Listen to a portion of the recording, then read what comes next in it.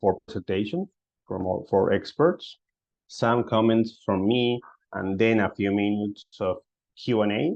So as they present, the audience can send their questions to the chat of this webinar via Zoom or throughout the Car Free Cities Alliance Facebook channel.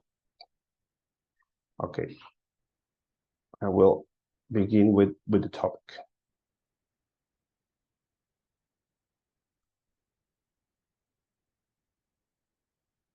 This webinar allows us to think about cities without cars, cities that have a sustainable urban mobility.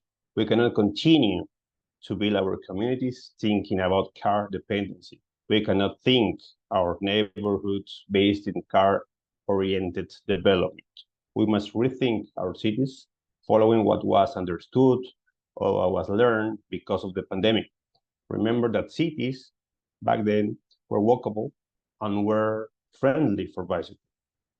It is urgent that drastic measures would be undertaken so that people would leave cars, would use public transportation, would use transit. I do believe that urban design will be a catalyzer to reach these targets and would help to redefine cities in order to have more sustainable and friendly environment to elder people, for people with disabilities, for children, for pregnant women, in resume cities friendly to all of us, not for cars, but for people. Now, to present the Car Free Cities Alliance, I give the space to Pooja Tanya, who I'm gonna present right now. Pooja Tanya, she's a communication strategist at Car Free Cities Alliance, proudly advocating urban spaces to go car-free and adopt to public transport options along with walking and cycling around the neighborhood. With over 10 years of experience working in the development sector, building capacity of teams and communities in India, especially with the unheard, unignored, unseen people that are systematically kept deprived or basic human rights. She has a strong passion for creating a more inclusive, equitable, and sustainable society where everyone can thrive and participate. Dear Pooja, you have the space to present CCA, please. Good morning, good evening, good afternoon, everybody. My name is Pooja. So at Car Free Cities Alliance, we as a group, we are trying to advocate more cities to go car free, and it may sound a radical move, but it is a possibility, and it is how the cities were before. So it's a humble way in which we are trying to do, and one of the things which we are hosting is our Car Free Cities Academy. Under the Car Free Cities Academy, we do monthly webinars on different issues that can help understand what the philosophy is and how it can be achieved. Be it a country in Europe or America or in Asia or wherever else, we bring in good speakers, experts from across the globe, which can explain different philosophies that suits car-free cities, can be adapted and can be replicated. Today is one such webinar where you would all hear from some of us, the few speakers. We have Andrew, Justin, Shail, and myself, bringing in the flavors of car-free narratives from different parts of the world. And I will hand over it to Alan again and request him to go with the speaker presentation. Thank you, everybody. Thank you, Pooja. Okay, following the program, now we have the stage for Andrew Weldon from South Africa. Andrew Weldon has graduated with a BS in Sociology and postgrad in Organizational Management from the University of Cape Town. That began his professional career as a materials developer and mediator in a peace organization during the last days of apartheid and the emergence of a democracy in South Africa. He then shifted to sports and development and graduated from the University of Leicester in the UK with a master's in the sociology of sports management. In 2002, he co-founded the Bicycle Empowerment Network South Africa and served as managing director until 2014. Andrew then set up the consultancy Bicycle Cities, which engaged with government departments to assist the model shift from cars to bicycle through conferences, workshops, and events. A series of conferences titled Developing Cycling Cities and further versions thereof have been held with national, provincial, and municipal structures across South Africa. Andrew is involved in the training of engineers and urban planning consultants in the non-motorized transport practitioners course on behalf of the South African Road Federation. Andrew has presented on low-cost mobility and development in South Africa and abroad since 2003 in Europe, Asia, Latin America, and Africa. Please, dear Andrew, you have 10 minutes to present. Thank you, Alan. If you can just get my slides up.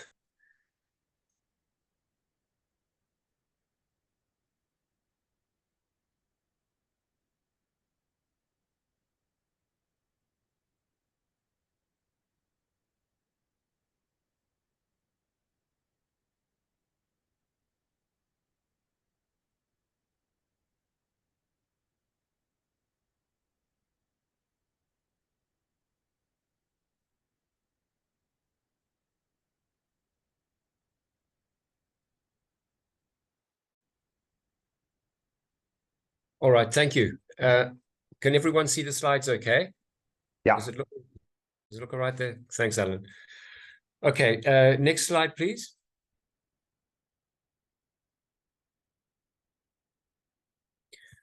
Okay, so I think one of the takeaway phrases we need to take from this is it's our choice. We get what we build for. We get what we design for. If we design for what we can see in this picture, which is from the state of Texas in the United States, where the focus is on getting people by private car to their destinations, then that's what we'll get. If you build multi-lane freeways like this, and the policy is and the design is that you are encouraging more people to drive their private cars, then that's what you'll get. And so against this, we're trying to look at what some of the dangers are. There's obviously the dangers with climate change and congestion and so on. We need to reach a point of balance that we move forward in a sustainable way. So once again, get what you build for, you get designed for, and we need to make conscious choices to actually redesign the way we move around and do it in a sustainable and equitable way. Next slide, please.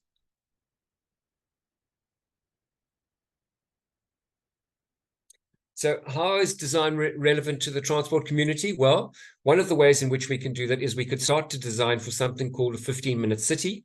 This was a phrase that was coined by Carlos Moreno some 15 years ago or something, who said that if we can build cities that are compact, that you can find all of the stuff that you need on a daily basis, your education, your jobs, your recreation, your shopping, your sense of moving around with other people and congregating together in a sustainable way. If this can be done in a compact kind of environment where you can reach all of your necessities very quickly, then you're starting to build something that's sustainable and that you can do without the use of a motor car on as a daily kind of choice thing.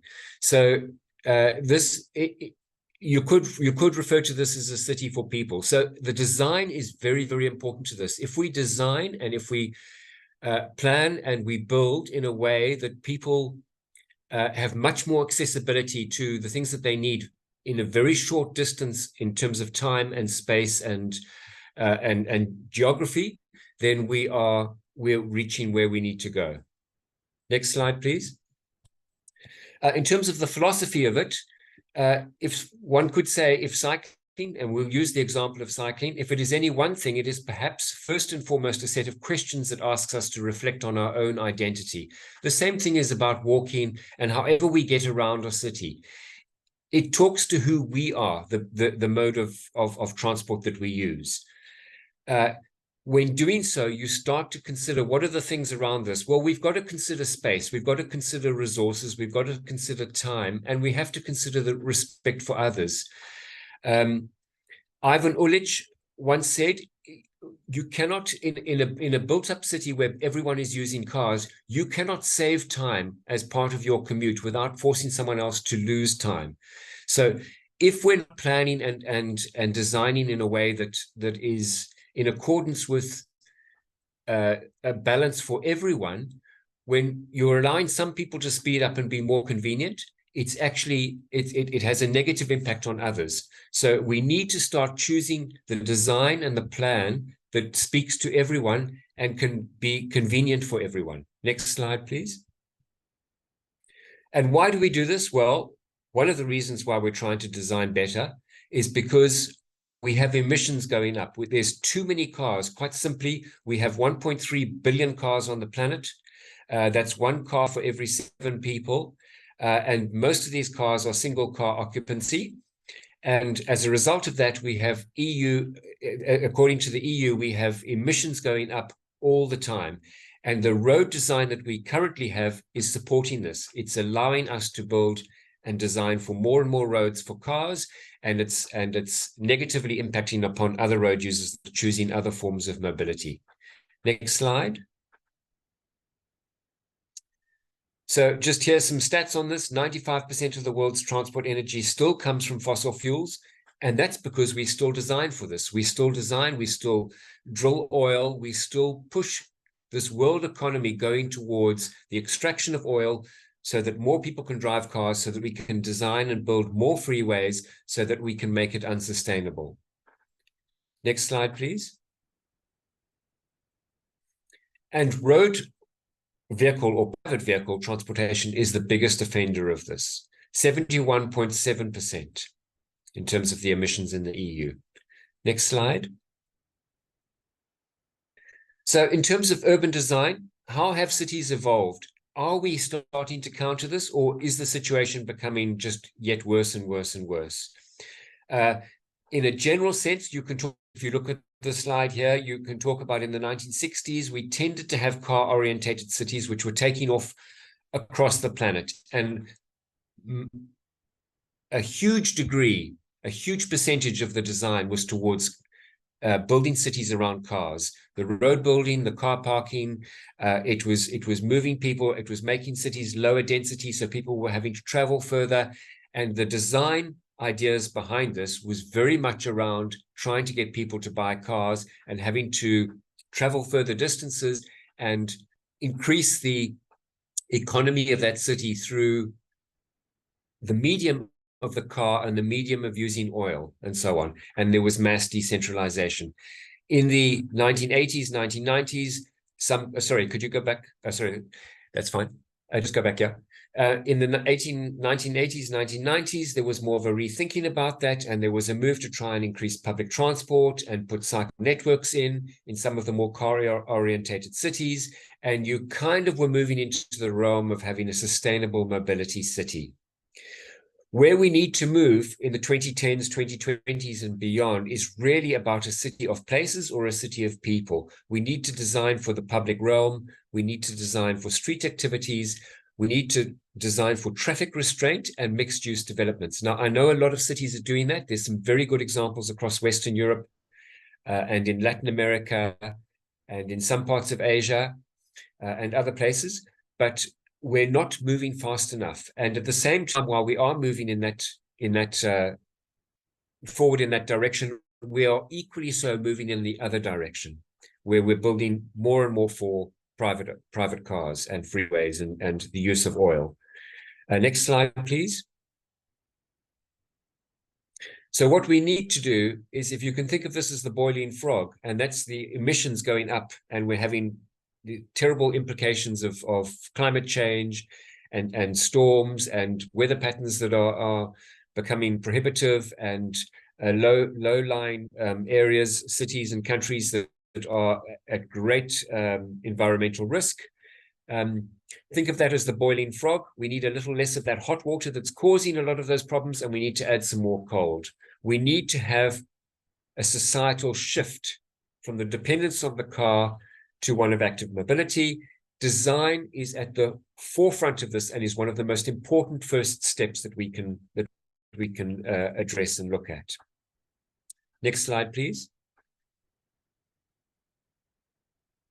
How can this design shift favor walking and cycling help mitigate this? Well, as I've said, if we start to look at having short origin destination distances, where people can access all of the amenities and all of the activities that they need on a daily basis, can be within what we call a 15-minute commute, then people will be less inclined to use their motor cars because there'll be no point to do that. Next slide, please.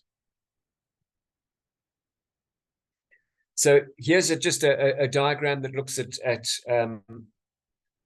in a diagrammatical way, pictorial form of what a city like Paris could be doing, where you're in the middle there where your home is, and you can see within that 15-minute radius, these are all the things that city planners need to design the city and your local environment so that most of this can be addressed within a 15-minute walk. Traditional planning was about encouraging the motor car. Sorry, if you go back. Traditional planning was about encouraging the motor car.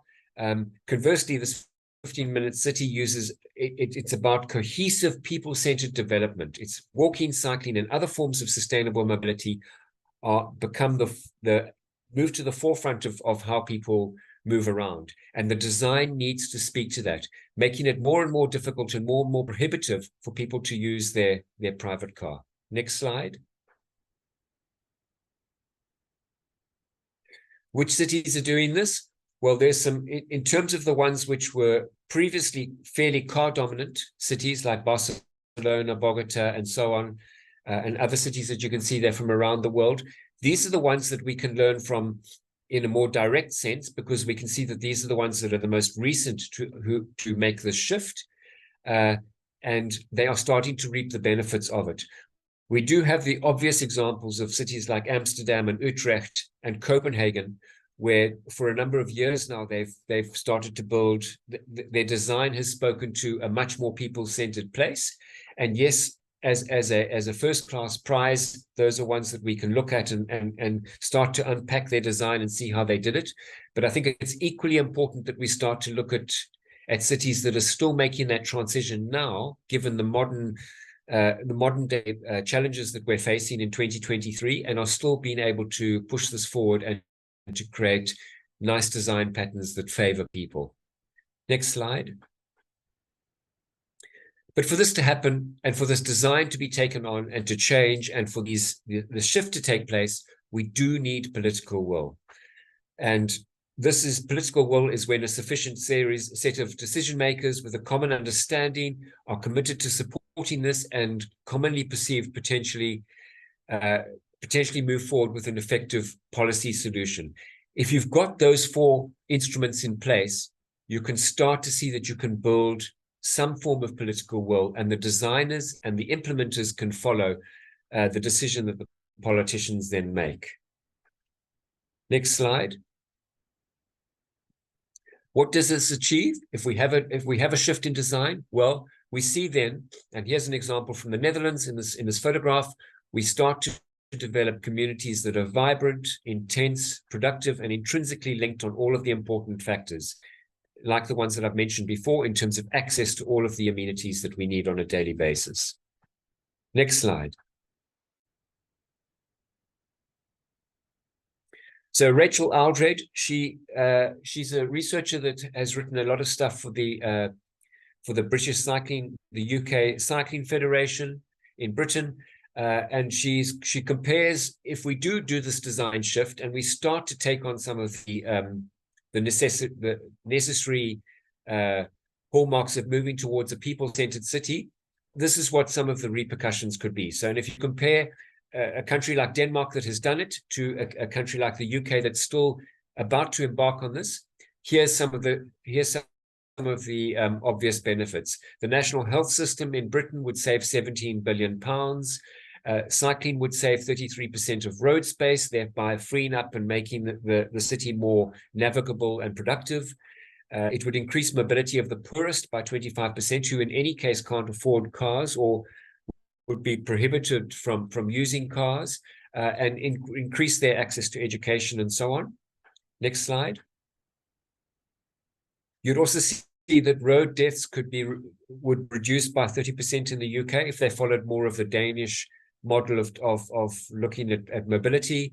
You would have wide-scale bicycle lanes, which would increase retail activity. We found that here in my country of South Africa, where we've run examples of car-free days, where the retail businesses actually did better when the cars were removed from that corridor and people were allowed to walk and cycle through and visit the shops. It had a very, very positive spin for the local businesses. And a shift of just 10% cars to bicycles would save 400 productive life years by reducing air pollution, which we've spoken about. The next slide. What they've also found with research is the more cycling that you have, and indeed this would transfer to the more walking that you have, the safer it becomes. The dangers are when you have very few cyclists and a lot of cars, that the per capita risk for each of those individual cyclists is much higher. You can see it from this graph. The Netherlands and Denmark have far more cyclists, cycling kilometers per person per day, and their fatality rates and their accident rates are very low. A country like Italy and Austria, in terms of the European, the EU example, have far less cycling on a daily basis, far fewer cycling kilometers per person, and the risk rate, as you can see on the vertical scale of cyclists killed per 100 million kilometers, is much higher. So the Netherlands, China, and Sweden, just 3 examples of countries that have very high percentages of bicycle use, do experience the lowest cycling fatality levels. It is noted that the same kinds of examples, the same kind of statistics are seen with walking. The more people that are walking and the more space that is allocated to people walking, the safer it does become for them. Next slide, please. And just to end off, these are some of the references which I've used for in this presentation here. You can read more about these, some of these facts and figures, and some more data on what I've said here, if you refer to some of these journals here.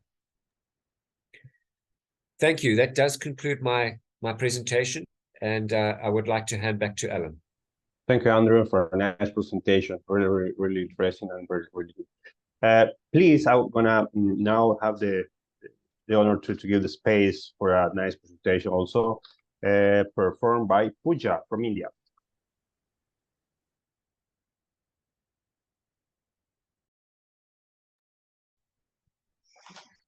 I hope everybody can see the slides. Alan, can you confirm? Pooja, go ahead. Yeah. Great. We can see it. So good morning, good afternoon, good evening, everybody who's present here from the different parts of the world. My name is Pooja and I work with Car Free Cities Alliance. I would be talking about something that's very personal to me as well, this question that are public spaces being really public? And I would directly dive into the current scenario. I'll be mainly focusing on the Indian current scenario. Based on what we've heard from Andrew, drawing from that, keeping that as a base, let's see how are we matching up with the scenario in India. As per the Ministry of Roads, Transport and Highways, there are about 599 national highways in India. There are about more than 210 million two-wheeler and 70 million four-wheeler private vehicle owners, as per the report published by them in 2022. According to the road accidents in India 2021 data, 1/3 of the road accident deaths in India are of pedestrians. And one would think, why is this number so bad and it's so big? We'll discover these data, like the problem and the solutions and what's happening in the further slides. But draw your attention to the numbers. It's 4 lakh road accidents that happens, out of which 1.5 dies and close to 4 lakh people, pedestrians, are injured every year. So it would be like there are about 4 different and most important major problems that, according to me, I think is important to understand. Is there is a sudden increase in private vehicle ownerships in the past few decades, and that results in increase in congestion, not increase, but that is the reason for congestion on the road, which further causes the delay for the public transport users, which indicates that there is a huge disparity and injustice for the public transport users' time versus private vehicle users' time. Clearly, what is important is being stated with the way things are moving. Also, it is important to understand that the private vehicle takes up a lot of public spaces for the parking, which is a public space for pedestrians and for cyclists and whatnot. So it just makes it unsafe.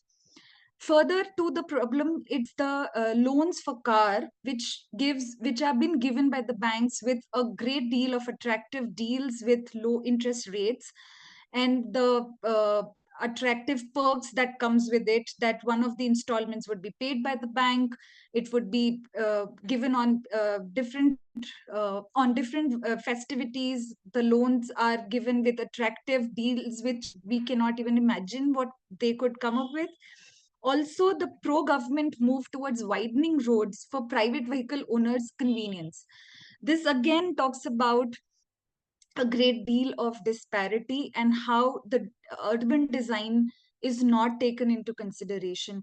And that is also an indication that the insufficient and inconvenient public transport services and its network, especially the mass public transport like buses, are not provided by the cities, which is creating a lot of injustice along the side of how the private vehicle ownership is given importance above following the standards of designs, which is a clear indication that the road design standards are there, but it's not implemented. And what does that have? What it leads to is there is no attention, a detailed attention given to the detailed designing of the road as to what to do with the trees on the sides of the road, what to do with the utilities and the footpath sizes, handicap accessibility, location of street lights. How do we make the streets inclusive or accessible for everybody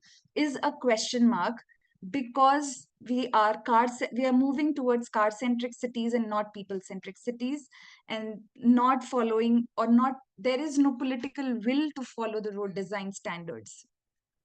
So the potential solutions, or the worked out solutions, or so to say a pathway to achieving a better cities, is something which I think is through a proper street design, which has a panel of members from the urban designers who understand the design well, who can come up with a manual which can be used across the nation, across the cities, can be replicable, and it is finalized and approved by the city administration for a uniform implementation of the manual.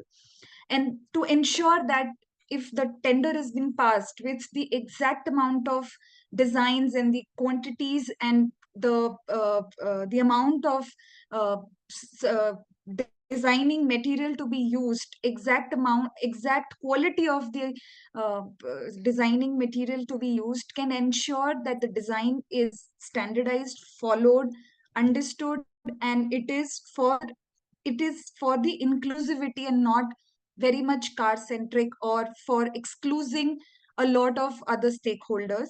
And one of the most important and lacking issue is the execution of these design manuals, as in the standard street design guidelines are there, it's sitting but not followed. So it's important if it is executed in the manner with which it is and in the intent with which it is designed. I would just take one example to explain a lot of what has been spoken.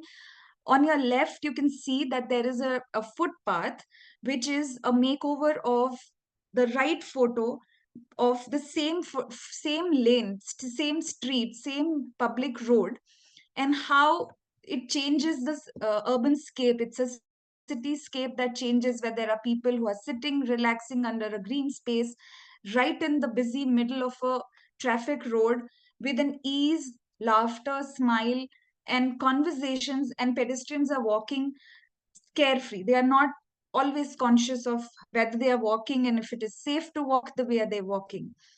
On the right, as you can see, that a lot of the space is taken by private vehicle owners parking. Pedestrians are on the road where the vehicles are also passing.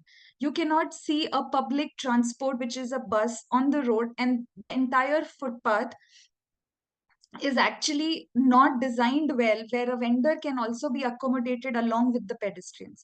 So this is I felt that this was a great design implementation photo versus not having a design implemented street would look like. So I would like, normally we would think, how do we challenge a narrative that has been set and speak up against the city administration where it's not going as per this guidelines. And one would think, what's happening? So there are a lot of organizations, non-governmental civil society organizations in India that's doing a lot of advocacy that involves policy implementation of these guidelines which exist, and making sure that if there is a problem or the standardization is not as per the global standards or national standards, to bring that into the notice and make those changes and amendments. Also come up with new policies like pedestrian policy, city cycle plan, which are not existing at the moment, but to get them on the main administration, and having these systems in place, getting them experts on the committees, government committees and government bodies where we have a say. There is a representation of experts who can speak about the designs and the standards, and there are multiple stakeholder meets that has been taken place over decades. There are groups which are involved in organizing people's movement, where public consultations are done frequently on civic issues, especially on the designing of the road, making sure that it is an inclusive street design and construction versus a random uh, design that only accommodates the car-centricness of it.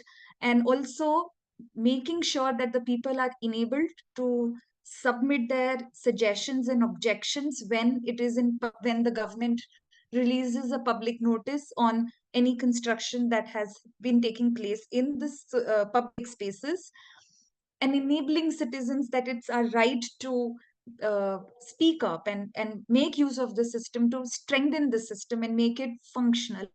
There are groups who are involved in both advocacy and public engagement events like open street events, celebration of World Car Free City, a Car Free Day, World Bicycle Day, etc., in a public space, using public spaces appropriately to reach out to a lot of people and breaking the myth that it's not a radical thought, but it is where we had started. We need to go back in there and not move towards something which is not inclusive.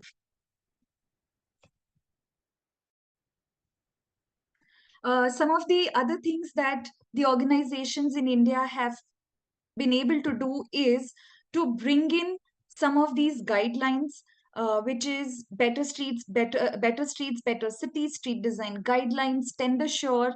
And these are guidelines apart from the government guidelines like Indian Congress road design guideline, and many other for the signages, for footpath, and for many other road related. We are focusing mainly on the designing and the road of it. So many other designing tools that exist.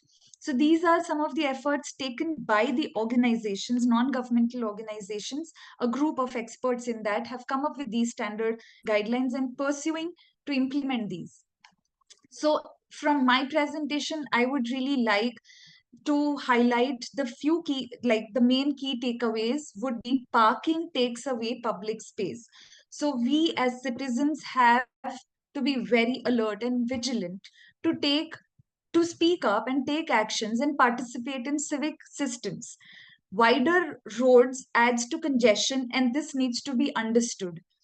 Only then we will be able to oppose designs which are not as per the standards and not inclusive, which encourages injustice in motion.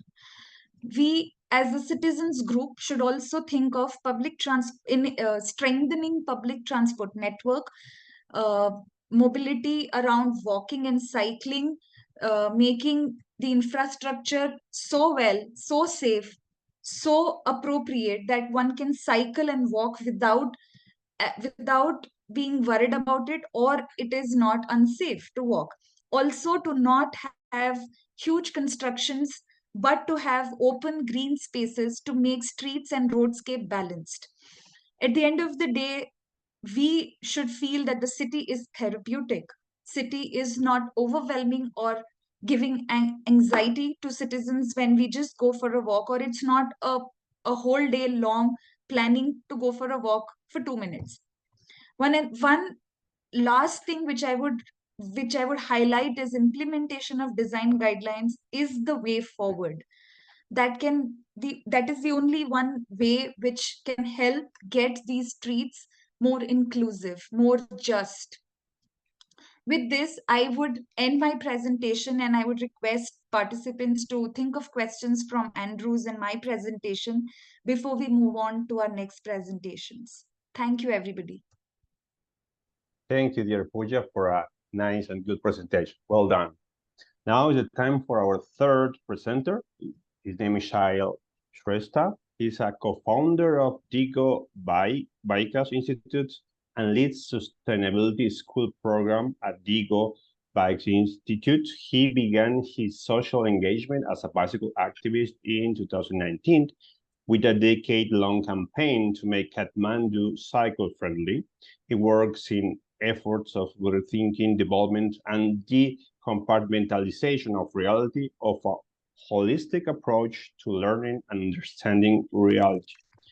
Very recently, he is a part of the Nepal Organizing Committee of World Social Forum 2024, happening in Kathmandu in February of the next year. Shail, it's good to have your participation in this event.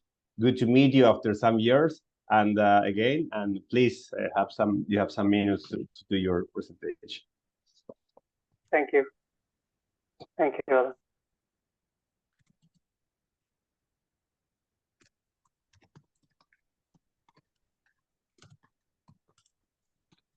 I hope everybody can see live. We can see it. Okay, thank you. Okay, so I just jump into, and I'll carry over from what Pooja and Andrew have discussed earlier.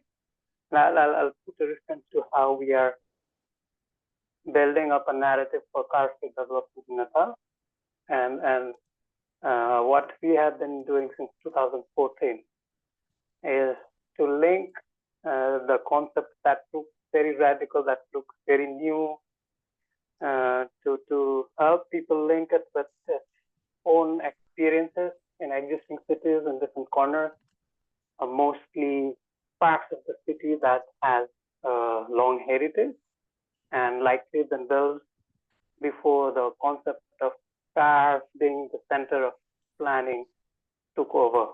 So I'm going to talk about few settlements from Kathmandu and some of the other intervention examples that we have been doing. So lesson for future from the past would be a key approach strategy for car-free narrative. So I'll talk about Bhaktapur. This is the central courtyard. This is one of the central intersection, central courtyard from the center of the city, and I refer to as a 15-minute city from pre-Star era. So this is Taumade Square, which is the central, almost in the center of the city. If you can see my icon, this is the walking distance from, and in the longer side, from one end to the other of the historic Bhaktapur settlement, which is 27 minutes, which is 13 minutes and a half radius in the longer side. And the square that I was talking about is almost there. So I'll talk a little bit about, as you can see, this is the Taumade Square. There are lower squares and a lot of squares in every intersection. This is the 27-minute walk from one end to the other. These are even less, like 10 or 15. This is the river bank, which are mostly traditionally preserved for farming, the floodlands on both the sides. And then you can see that there are a lot of schools in this area, which is a 15-minute walking distance, but is officially home to 80,000 population. And unofficially, there are more than that because a lot of migrants do not, officially document their presence in the area. And you can see that a lot of hospitals and other service areas, other services that we're talking about as part of 15-minute concept that Andrew discussed about previously. And you can see that there is a lot of water bodies and open spaces with multiple functionalities that are still functioning. So this is drains being dried from the farmlands that are still left in the surrounding areas of Octopus. I'll just show you some of the slides to show you what the intersections look like. This structure is called Palsa, which is an open public space that exists in almost every intersection. And because previously intersections means where people met and not traffic, so they were naturally open spaces for people to interact. And even today in Bhaktapur, of the 45 old settlements, Bhaktapur is one of the most preserved. You can see that senior citizens and children are present almost throughout the day in this area. This is called Doubly, which is an elevated open space, which also encourages public activity and so forth. This is the Market Street, the one that crossed, the one that I showed in Google with 27 minutes walking distance, which is the main Market Street, which crosses through, and that more than one Market Street that diagonally intersects the entire city. So you reach to the market right and the ground floor from your house or a few minutes from your walk. So we are introducing to the 15-minute city or the sustainable future concept as something that can be referred to parts of the city that already exist, people have experienced, and likely one of the most accepted and one of the most liked part of the city as well. And we link how that is not just heritage, but a reference to sustainable future, that those part of the city still make futuristic sense.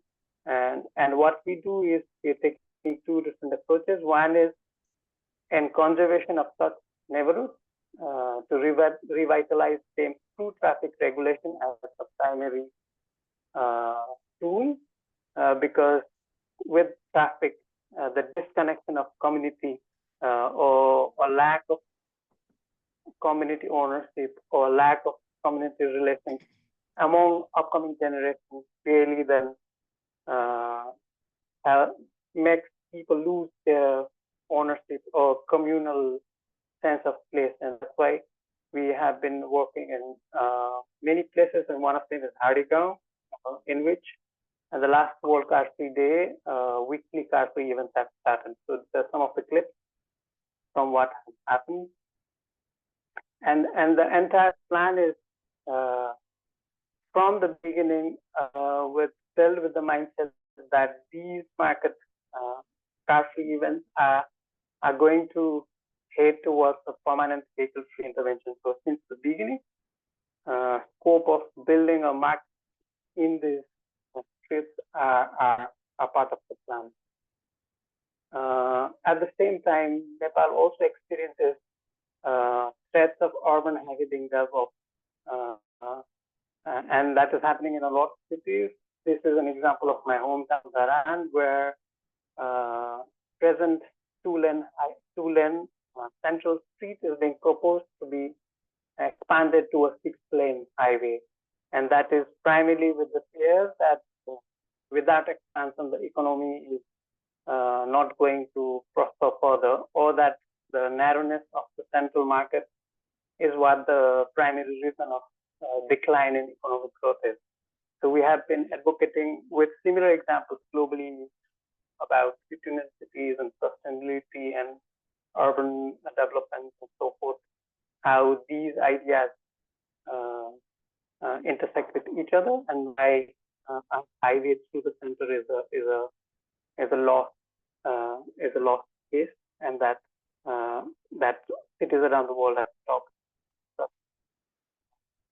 attempts. At the same time, we are also involved with new town projects, Nepal government project time, and where we are proposing that car-free, the entire city design can have a car-free plan as its base for development. So we have also been following these developments since 2014, which were only in 10. There were only 10 new town sites, and now there are 54. And at present, you can see that such towns, which is population for 10,000, 20,000 people, are being planned for like 100,000, 200,000 people in the future. And they are planning for extension in new lands that are presently not developed. And what you can see is that while the plan is to develop the economy so that the out-migration from those places are regulated, you can see that the entire development is car-centric, and therefore that this we are advocating that this will not make sense, and that's why a car-free approach is a rather more reliable concept. The other idea that I'd like to say today is linking how transport as point of intervention in urban design, primarily public transport. And for today, I'll share about some of innovative public transport ideas as an intervention strategy. I'll talk about funiculars, ropeways, and cable cars. That idea particularly came in when one of the old towns from Kathmandu Valley, Kritipur mayor discussed about vehicle-free Kritipur for future, and this is how Kritipur looks now. And we had proposed that funiculars could replace private vehicle use in the older town, which is down in the hills, and how these railed transport could then replace all the private vehicle traffic in the town, which would contribute to the economy, to tourism, and which would also contribute to accessibility and safety and sustainability all at the same time. So this discussion had happened also with Alan when we were still introducing these ideas in Nepal. I'd like to end with news about how at present portway transport or rail transport is making news, because the government is now considering legal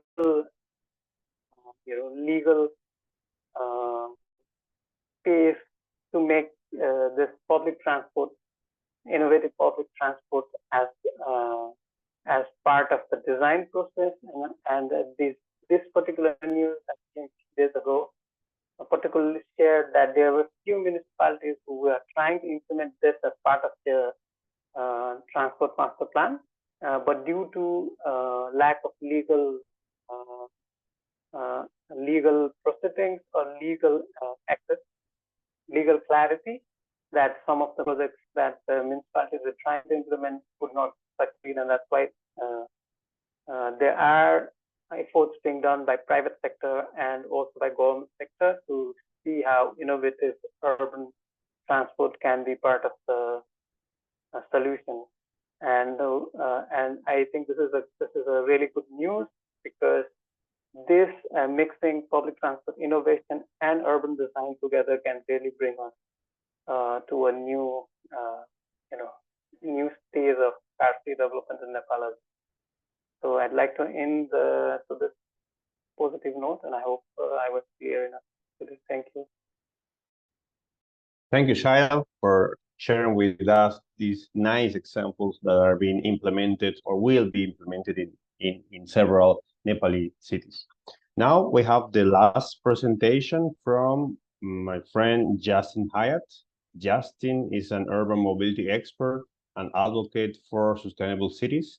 He works with the Car-Free Cities Alliance and other international efforts, such as the United Nations Center for Regional Development, to rethink transport and urban design. Justin received an MSc and master degree in urban management and development from the Institute of Housing and Urban Development Studies, the IHS, at Erasmus University in Rotterdam, the Netherlands. He currently lives in Spain. Please, dear Justin, you have some minutes to do your presentation. Thank you, Alan. Thanks a lot. And I expect that Pooja will be launching my presentation to help me go through that easier.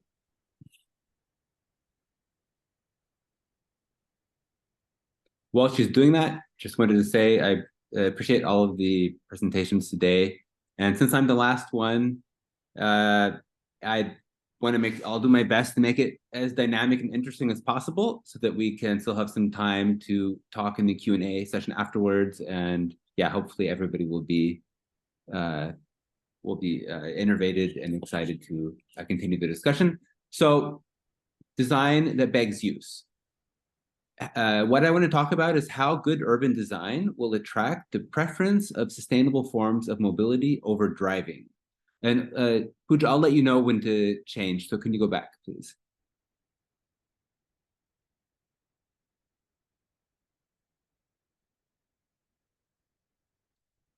So in the cover, hopefully we'll see it still for a second. It's a super block example from Barcelona.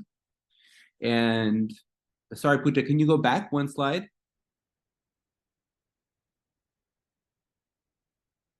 Okay, thank you. Justin, I'm on the first slide. I think you are facing some sort of a lag. Sorry? I am on the first slide that says design that begs us. Yes. I'm on begs that slide. use. Yes. Okay, you went back. That's fine. So I'll just tell you next when to go to the next slide. Okay, so what I wanted to say is here in this at the beginning is that my main message is that if we put the right things into place, the right infrastructure, people will use them. But if we make driving easy and ubiquitous, then the opposite happens and a lot of driving happens. And that's, I believe, the main message of the day. You can go to the next slide.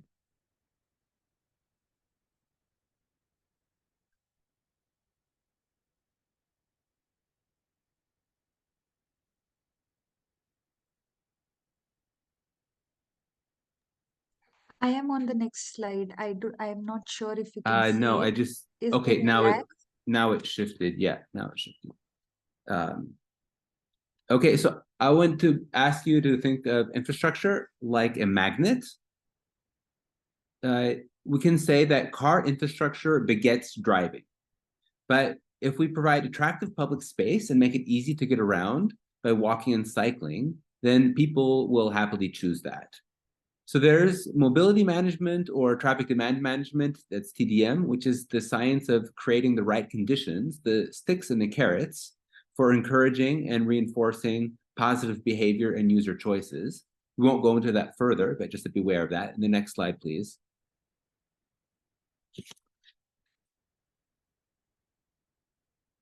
And so what I want to talk about today, I want to share what I consider to be two important influences that everybody should know about, especially in terms of car-free cities, and then a few more design-related points. So the first of the two important influences, it is Joel Crawford's pioneering book, Car-Free Cities and Car-Free Design Manual. A lot of the work at CCA and the former World Car-Free Network has based heavily on Joel's work. So this is something which is very important to our movement and to a lot of the things that we talk about. You can go to the next slide, please. So the beauty and the originality of Joel's books are that they provide a comprehensive guide to building car-free cities. Mr. Crawford has created a reference district and a framework that covers all the important design components at the neighborhood and the citywide level. Next slide, please. And in his books, he talks about the right density for functional car-free cities and how they are connected to public transport nodes and how they provide freight service and much more. On the left, you can see the mass transit nodes, and they'll have special nodes built into each neighborhood so that you can easily get around to all parts of the city. You can go to the next page. There's obviously a lot more to share about Joel's work and Joel's books. And for your information, we do actually have books that we like to make available and send to people as something that we provide as Car-Free Cities Alliance. So Venice is one of the significant car-free cities examples used by Joel in his books, as well as by all of us. We like to refer to Venice as a one of the most important car-free cities that's around. Now, thanks to its geography, it was never able to accommodate driving, which of course saved it from experiencing the fate of many other cities. You can go to the next slide, please.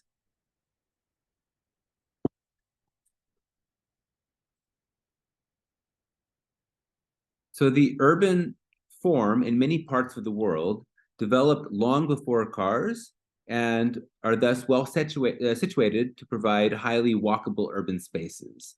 So you see the picture on the left, it's Fes Al Bali. This is in Morocco. It's actually the largest car-free city. It has a very large car-free center where, again, due to the geography and topology of the city, cars simply do not fit into the city, it's the old city. And then we have Bhaktapur, Nepal, which we already heard about from Shail. And as you can see, these are similar in a lot of ways, and these are forms that we can find in a lot of traditional urban nuclei all around the world. Next slide, please.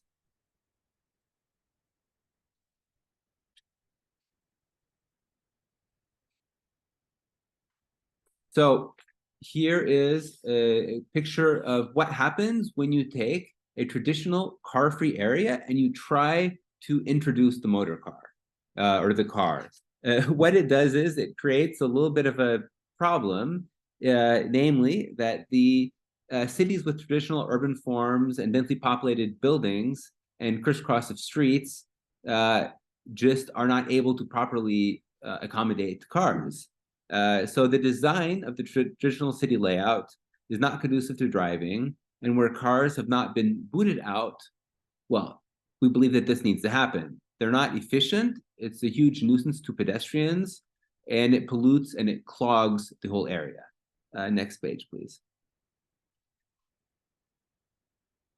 And here I want to go back to the notion of how types of infrastructure reinforce certain behaviors. So we have two different examples on each of these pictures, and both show how the proliferation of automobiles sets the tone.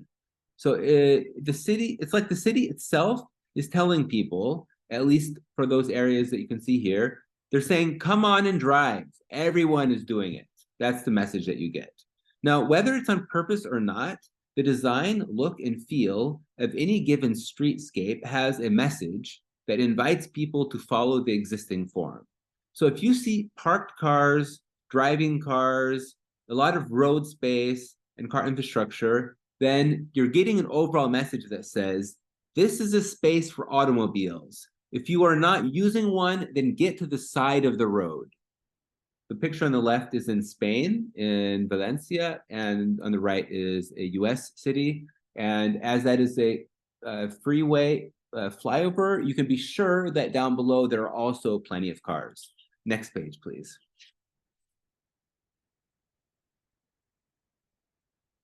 So here is another important influence in car-free cities and in sustainable design. This is Christopher Alexander. And he is a very important pioneer and also resource for sustainably developing cities. His book, Pattern Language, contains numerous design options and patterns from the smallest scale of a room to the whole city level. And I've heard his book referred to as the Bible of Sustainability. Now, the book on the right side, it's called Battle for the Life and Beauty of the Earth, and this revolves precisely around the issue of design. How do we design our cities and buildings? The author explains the approach of a system A versus a system B. One side is based on commercial interest, cookie cutter designs, cost saving, and profit making, while the other system involves building from the standpoint of beauty and sustainability, putting the needs of users and the beneficiaries of the project in the first place. So including them in the whole development process, which also creates a wonderful model of participation. And he shows how these two radically opposing approaches to designing streets, houses, all kinds of things, how those are really fundamentally opposed, and how doing it the right way with and for people is the only sustainable way to do it. And using pattern language, and you can go to the next page, using the pattern language system, which has a way to talk about different design elements. Now, even though Christopher Alexander himself died just a few years ago, his work continues, and there are those such as Michael Mahaffey, who continue the work of Christopher Alexander, and there's the organization called INTBAU, which works with traditional architecture, and they work with it as well. And this is the card of newly developed designs and patterns. All right, can you go to the next page, please? And I'll be jumping right into a few additional design-related points before I close off. So what I wanted to say here is that one very important thing to know about design and infrastructure is that it really works best when you have the chance to try it out yourself. So remember the magnet that I showed at the beginning. So when you do the right things, you bring the right uses. Now, the picture in the first, it's a trial bike lane. The point here is that it is a way to run a test phase for a longer term project of a permanent bicycle path. But they did it in the test phase to give people the chance to try it, to see what needs to be improved, to make any fixes that are necessary, and then roll out the long-term design, and that way able to save a lot of money having to redo things if something was wrong. So the best way to become convinced about something about design is, of course, on your own skin, when you can try it out yourself. Next slide, please. And then ciclovia has been practiced in South America, in Bogota, and other places, and spread throughout the world. So the use of space is temporarily, well, not closing roads to traffic and opening them up to everybody else, to cyclists and pedestrians. It's a way for people to experience their city and their streets in a different way. On the right side, we have Budapest. And one of the interesting things is that in Budapest, they have been, every summer, they've been incrementally increasing the periods of opening up the space for non-car use. And their hope is to eventually make it a permanent car-free space for use. We can go to the next page, please.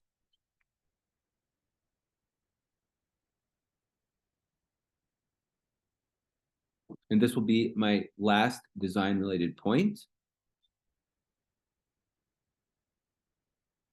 Okay, the Woonerf concept, which is well, this is one of the many variations of a Woonerf. It's a type of urban form and living as pioneered in the Netherlands. It allows people to live and play, work and move in residential areas without or with minimal automobile intrusion.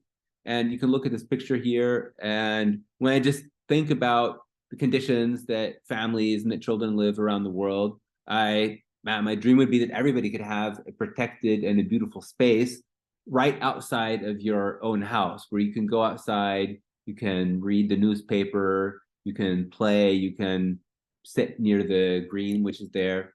So this is also something which I believe it's on us to promote. You can go to the next page. And of course, all of these concepts and all of these ideas related to design could each of them be their own separate presentation. but this is all just condensed to give you the idea, because what I want to say is, looking at what I presented and what my colleagues have presented, when you think about it, okay, let's let everybody choose. The choice is ours. Now, if everybody could choose what type of place they wanted to live in, I think it would be pretty obvious. So the vast majority of humanity would most likely choose the picture on the left. That is why we believe, and the work that we do at CCA, that we have millions of potential followers, because that is the rational choice. I mean, who would want to use the right-hand picture? However, we have to be stronger in getting our narrative out, and we have to be stronger in promoting the narrative and the concepts. You can go to the next page. So what is standing in the way of everybody being able to choose the obviously superior choice? This is what we're going to look at. Now, would it be on the left side, the corporations like car companies, fossil fuel companies, road building companies, this is the famous three-headed monster, that are forcing us to live in congested cities and have a stranglehold on us and on our society?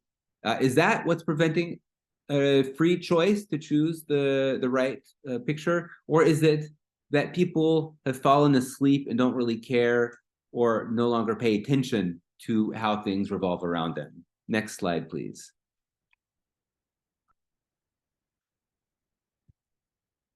Well, actually, it is a mix of both. So fossil fuel companies do make trillions of dollars, and they do have the tendency to buy off politicians and get things happening according to how they want them to do.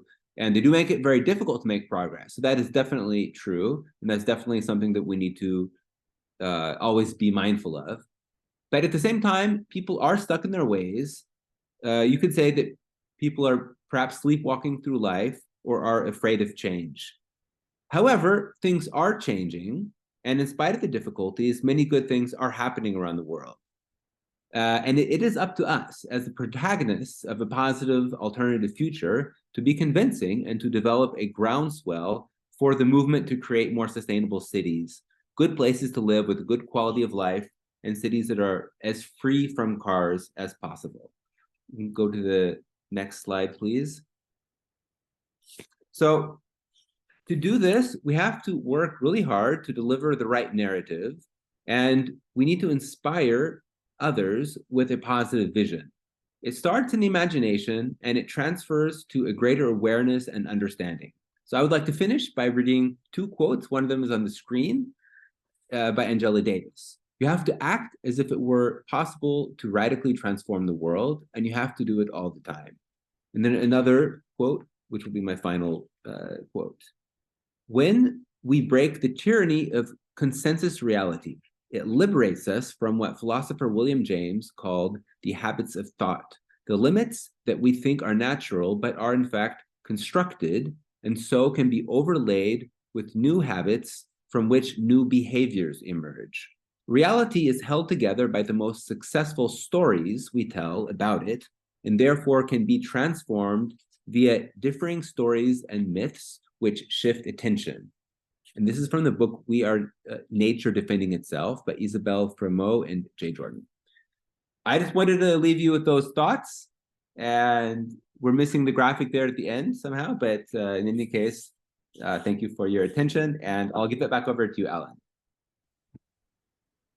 Thank you, Justin. Really, really nice presentation. I really like it. And of course, I'm with you, the things that you want to share with us. Actually, I'm really thrilled to be part of this event, and it's really nice for me to share some ideas and to hear your ideas that are similar to what I think. I'm tired of participating in events of people that sometimes present about urban mobility, and sometimes after ending their presentation, they go back to the use of cars. Sometimes they go to these sustainable urban mobility events using cars. using private vehicles. So every time that I see this, I see you have to act with consistency.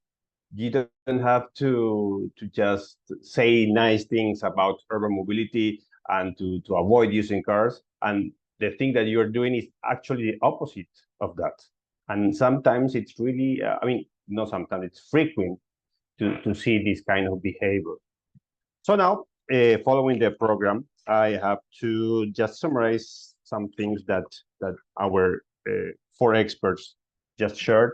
I want to start with Andrew presentation was really nice about some really good data, and he mentioned something that's really important about the 15-minute city. You know, this Colombian architect Carlos Moreno that is really famous, that he's influenced in some cities, a good influencer of some cities like Paris or Busan in Korea, or even cities in the US, actually, to put these kind of ideas into practice.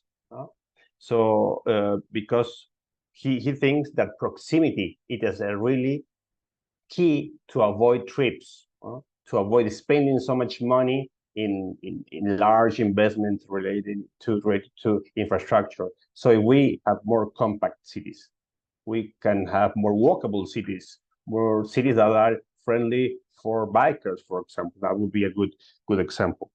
Andrew also present data about how a more cycling city is the greater safety about it. No? So I really like the things he was sharing to us, especially what he mentioned about political will. Sometimes the technicians can promote some ideas, but if you don't have political will, things do not really move. So you have to convince these people how important is to develop these kind of policies that are away from the car-oriented development. If we talk about the things that Pooja was sharing with us, I think she mentioned really good things about how is the problem in the Indian cities related to the increase of private vehicle ownership, of loans for cars, insufficient public transportation, and also not having road safety, standards. So that's why her solutions were related to street design, but especially about design guidelines or the manuals that should be, like the main instruments that people like policymakers or the technician would follow to have better road safety, let's say, in Indian cities. I like the thing that she said about the NGOs working in India, about advocacy, about public engagement of these kind of events. For example, when some days you have the free space for using bicycles for walking. I think these kind of good examples can be replicable in some other parts of the world. But I think it's a really a good way of seeing that. I think we also have to work with universities to have better, educated technicians so that we can have at the end better designs of the streets, thinking about all the users, especially people with disabilities, have to be really safe. Pedestrian infrastructure, the space for bicycles, and also for logistics, of course, in cities. If we talk about the presentation from Shile, I really like the ideas of the project that they are developing in several cities, from Bhaktapur with a 15-minute city, and also in the case of Kritipur with the cable cars, the project that I've heard some years ago, and I hope someday will be implemented. Also in the case of Basantapur, in the case of the car-free integration plan that they are developing. Of course, you have some good things and some bad things. In the case of some other cities, they are developing a lot of projects related to road infrastructure. And as Justin was telling to us, if you build the city for cars, at the end, you will have the city just for cars and not for people. No? So this relationship between infrastructure and how you put, the situation easy for people to drive, is the thing. I think if you put some obstacles, if you disincentivate the use of cars, that will be a good solution. But of course, at the same time, you have to propose and to implement a comprehensive public transportation solution. The last presentation was made by Justin, and I think it was really good because he mentioned to us some key literature if you want to promote car-free cities. Okay, and I think it's important also to say that the work that the CCA is doing, it is really comprehensive and it's really global. Sometimes we, the technicians, feel lonely. Sometimes we feel that we are crazy people in a world of some other professionals that think the opposite, right? But if we, as Justin was saying to us, if we give the right narrative, if we convince them that this is the way for sustainable development, if we follow the 2030 UN agenda, if you want to implement really the SDGs, and all the effort that have been doing in the United Nations to cope with the climate change effects and mitigation strategies, we have to promote more walkable and cyclable cities. And all the things that example that Justin was showing to us, I think are related to that.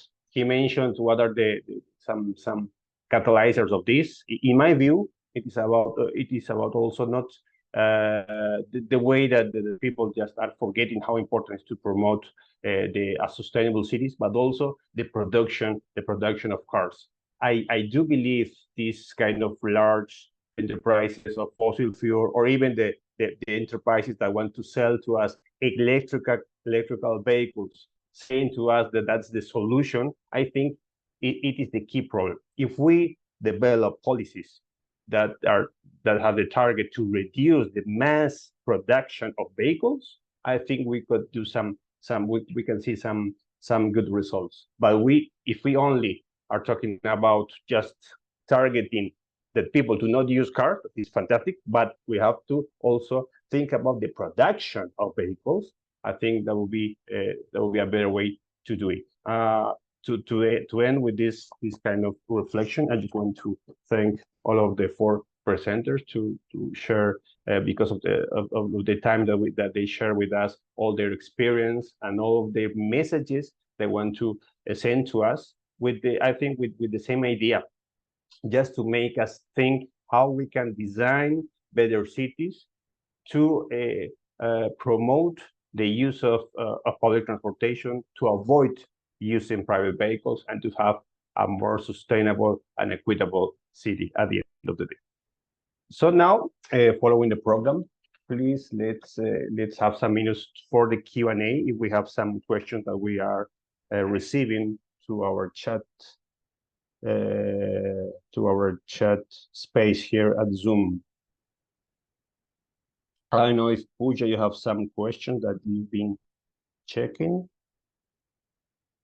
or some questions that we received in some other space.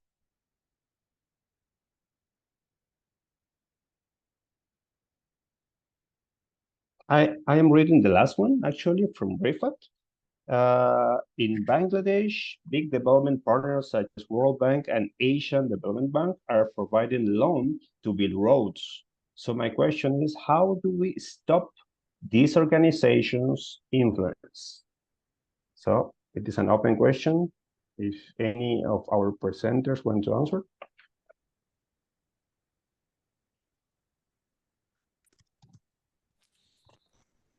I think I'll try, but maybe others can as well. Thank you, Sherry. Yeah. Yes, I think that is how. First of all, finding the interconnections of these different ideas. I think Justin also shared in one of his slides about the 3-headed monster, and which the industry and the banks and corporations that benefit from the present system would like to invite us to head towards the same direction. I think how the economy that is flourished through these kind of which benefits from crisis would benefit or would not benefit or sustain in a more surplus, more equal society. And that's why even the movement of just fair, just urban framework for a sustainable living also then links into what kind of economies that defines, because the infrastructure and software part of it, which is the social structure, political structure, they all come together. And that's why even the idea about how banks become a primary stakeholder about how a city should be built can also be rethink, and what are the other ways of defining a structure, or how do we make city design a more democratic process. I think there are different directions or different ways to question the same statement or the same status quo, and I think that would be one way. And the hardest part, yet the most sustaining, is to have a conversation with the community so that the community realizes these interventions. And so, like in Dharan, we are working in a long-term gradual strategy in which we want to make sure that transportation master plan or urban development strategy documents are owned by the community and not by a political party that is running the municipality at the present moment. So a lot of directions of coming to a design conclusion and so forth also comes in together. So I'm not sure if I've answered it right, or if anybody else also wants to respond to that question. Thank you, Shail. So if anyone has some other comments about it, or we can move to another question.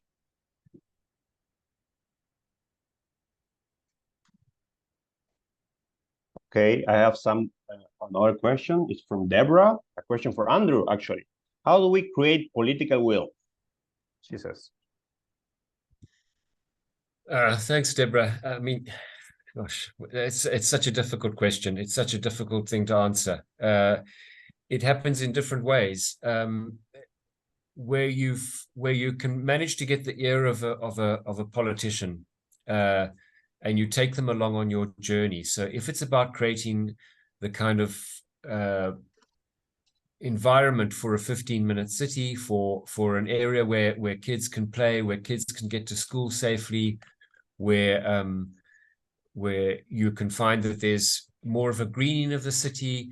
If you can take politicians that that are perhaps open to ideas that you have, take them along on your journey.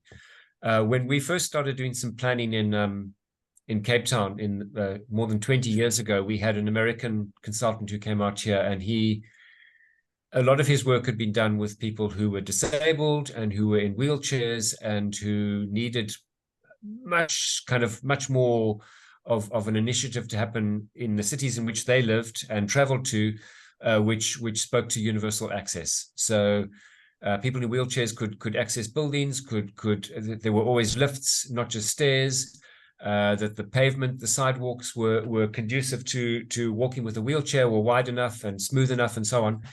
And how he did it, he brought a number of the politicians in Cape Town to a popular hotel, which was in a kind of good business district, which had a lot of shops and recreational places around. And he rented a number of wheelchairs, and he got the politicians to each get into a wheelchair. And he said, I want you to travel this journey with me, where we go from this hotel. We've just had this nice meal. We've had a discussion about what's needed. And I want you to see firsthand that some of the challenges that people have. And can we appeal to your sense of sort of humanity and dignity and doing the right thing for others in coming along on this journey with me? So these four politicians and this gentleman himself got into into their wheelchairs, and off they went. And needless to say that none of them could make it to their destination because the things hadn't been planned in a correct way.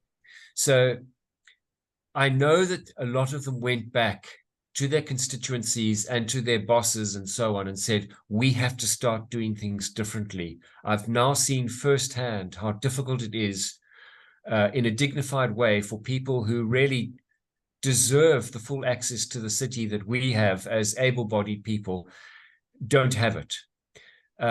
Another way that we've done things is that we took people along the journey. I gave a short example of it with the open streets, with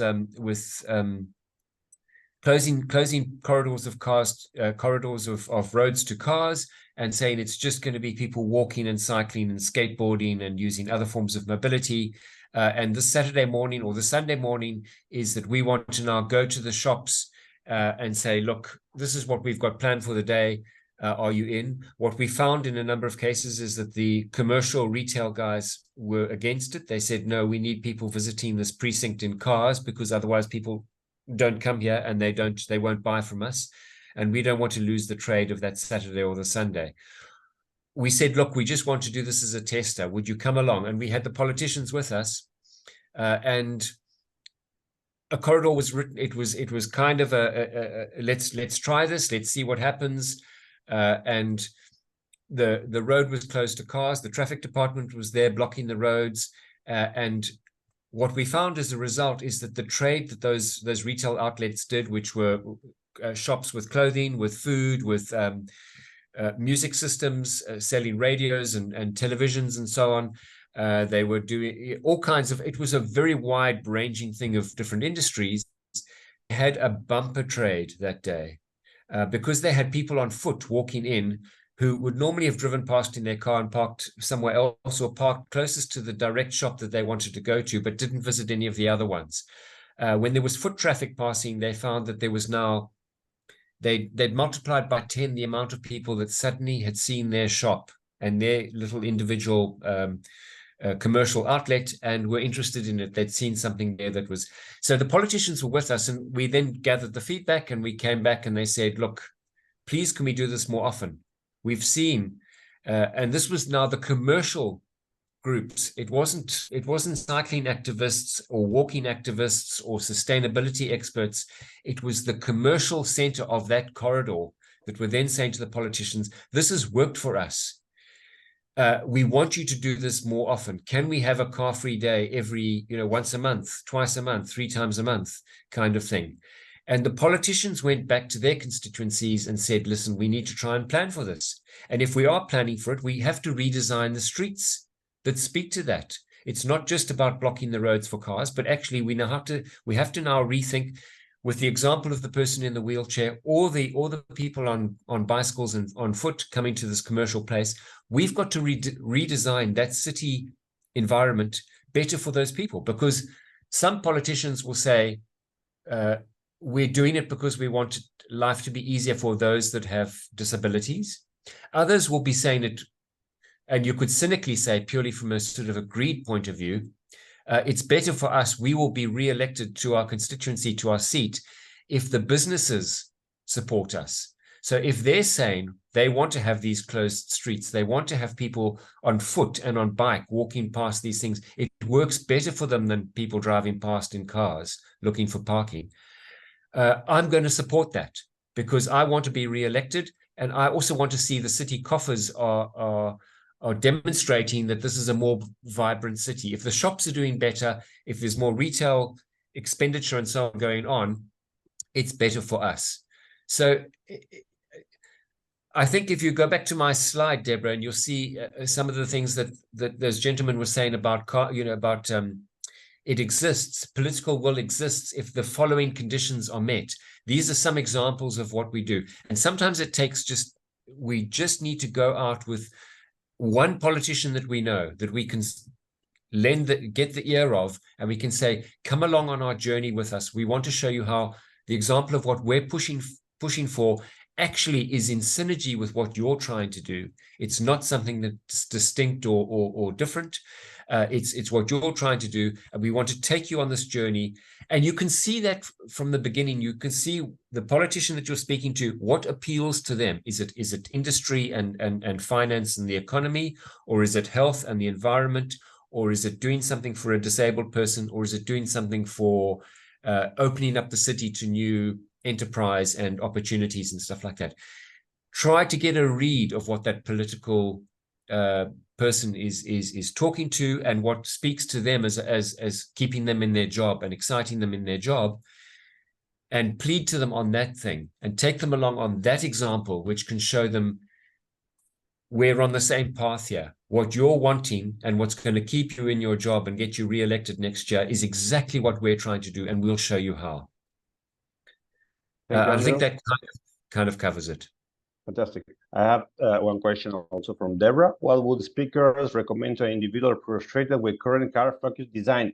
I would start, I was not the speaker, but I would say just do not buy cars.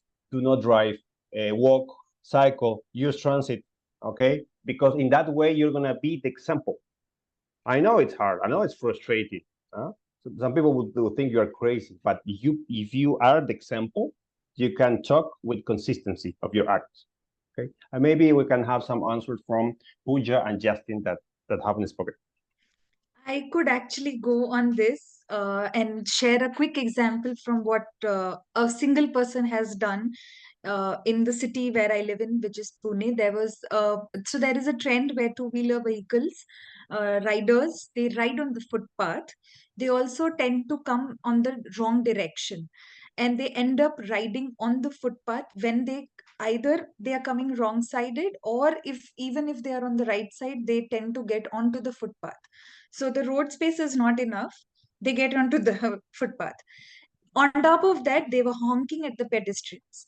There was this one woman who, in the middle of nowhere, she just comes up, stands in the middle of a footpath with a stick in her hand, and she's showing it to the riders and asking them and forcing them to get off the footpath.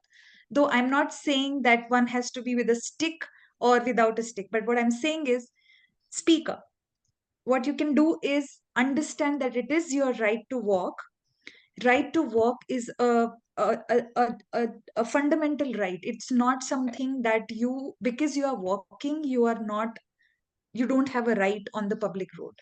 So if it is a footpath and if there are vehicles on the footpath, as a pedestrian, stop them and ask them either politely or with firm affirmatively that you need to get onto the road.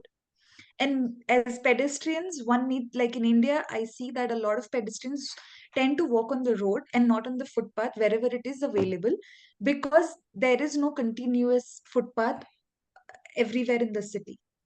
So as a single person, as a frustrated person, if you want to bring in the impact, start questioning the system, start understanding if you think something is not right.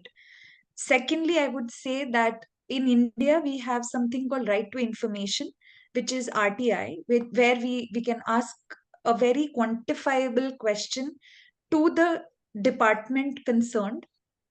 For example, if the bus stops are not well lit or not well constructed, as an individual, I can write an RTI asking why are when can these bus stops, how many bus stops will be designed in the current budget.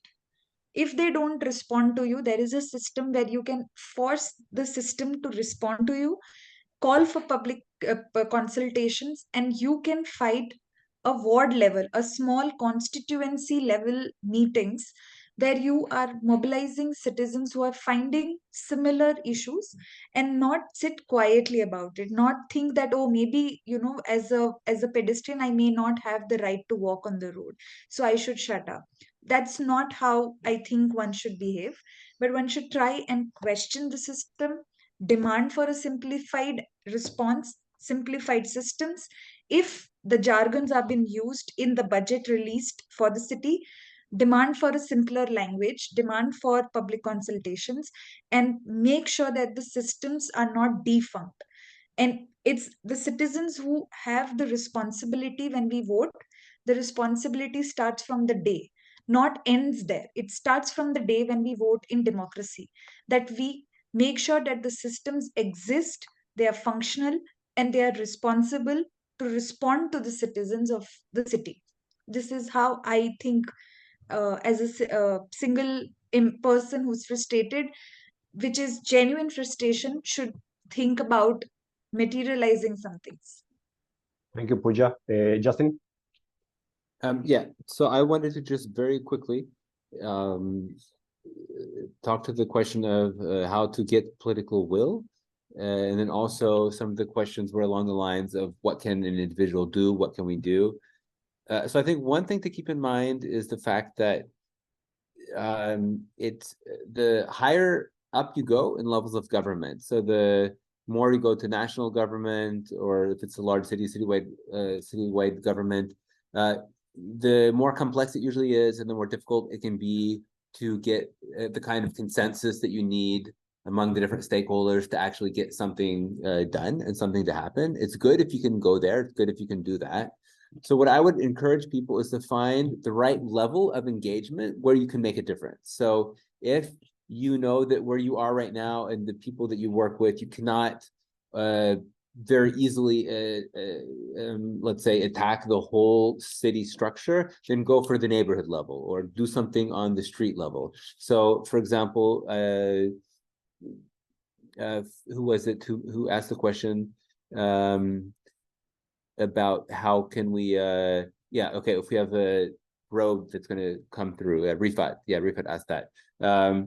So go to the people in a certain neighborhood or in a certain area, and then just try to organize and try to build a local consortium of people who would share your vision, and then work with that, and then broadcast that. So if you can get, let's say, a whole number of people along the certain corridor to come together to sign a petition or to sign an article or a statement that can be published in the newspaper or that can be brought to the authorities. So any kind of thing like that, and just putting those forward, going forward with that, being public, being loud, organizing on behalf of the the issue at stake is really all that we can do. And if it doesn't work, we've still made an attempt, we've tried. So I think the point is, we shouldn't necessarily ask how can we change everything, but it's what is the scope of agency that we have and what can we do with that, and then try to do our best at that. I'm mindful of the fact that this has been pretty long by now, and probably people will have other activities that they'll need to go to, so we shouldn't keep everybody for too long. I'm fine as far as giving contribution here. Is there anything else that anybody wants to still share who's in our among our presenters, or back to Alan otherwise? I think we've covered most of it, and with very concrete responses.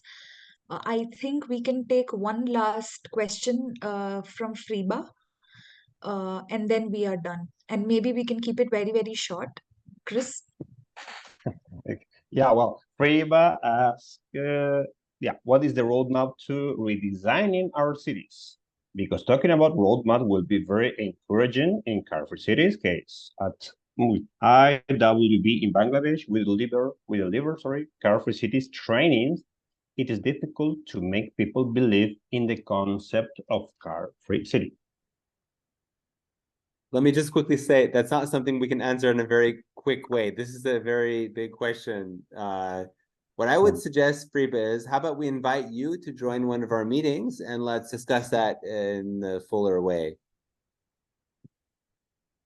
Unless anybody has a quick bit of wisdom they want to throw in. I think that's a good suggestion, Justin. And Freeba, I would just say one of the very quickly, one of the small kind of initiatives that you can do is that you can start to create master plans If you've got engineers and technicians and urban planning people that you are in contact with, ask them to sit with you in the process of a workshop or just as a sharing session where you take a look at your city and you start to say, what would be some of the low-hanging fruits that we could start to look at where we could create a master plan for walking, for cycling, and for other forms of modal share, where this could be something kind of an easy grab. It could be a set of neighborhood corridors that link up a number of schools that you can say, well, look, it appears that we could get quite a lot of gravitas going here if we got 10, 20, 30% of these school kids starting to shift their movement from being in a car to other forms of mobility. We get the parents on board with it. We get the school teachers and school staff on board with it. And we start to put little, and it can be very basic to start with. You draw very basic maps of how people at their homes could link to those schools. It could also be I think schools are always a good thing to start with. And if you start with kids between the ages of, say, 10 and 13, you get them where they're old enough to kind of have a little bit of a road sense and yet still young enough that they're formative and they would take on a new kind of initiative of learning a new skill, whether it be cycling or walking or taking on a new adventure in terms of their getting to school. So start putting those little maps together. Ask people that are urban planners or involved in engineering design and so on to help you with it, and maybe start getting an interested community neighborhood group to start to engage in those activities and drawing those kinds of maps up. And then if you can get a local town councillor that you know to come in and sit on that and start to discuss possibilities and barriers and that kind of thing that would happen there. These are things that can form the basis of something bigger. So I do think that those master plans, that they're called master plans, and I think that they speak to a lot of positive thing in moving the argument forward and the kind of paradigm forward of addressing removing cars from a lot of areas and choosing other options that can be helpful. Thank you, Andrew. Do you have some other answer, maybe? No. I just want to say one thing though, Alan, I'll let you close us down. Definitely. Yeah, I'll let you close us down. I just wanted to briefly mention, say thank you from all of us for organizing or helping to organize this with us. So Alan, for everybody's information, contacted us and wanted to do a webinar together with us. And yeah, it's been really great to be able to do that with you. So thank you for reaching out and being a part of it. And I hope that this is just the start of a cooperation with you, because it'll be really great to do things together, have you with us on future occasions. So yeah, thanks a lot from all of us. Thank you, Alan. Thank you, Justin. Thank you, Justin. Well, to end this international webinar, let me just thank the Car-Free Cities Alliance, and on behalf of the Technical University of Oruro in Bolivia. Thank you, Justin. Thank you, Andrew, Shail, and Pooja for a wonderful presentation. We learned so much in this event. Thank you to our dear audience that followed this webinar. And please remember, walk, cycle, use public transportation, act now. Have a nice day, evening, or night. Alan, if I can I just make one last comment?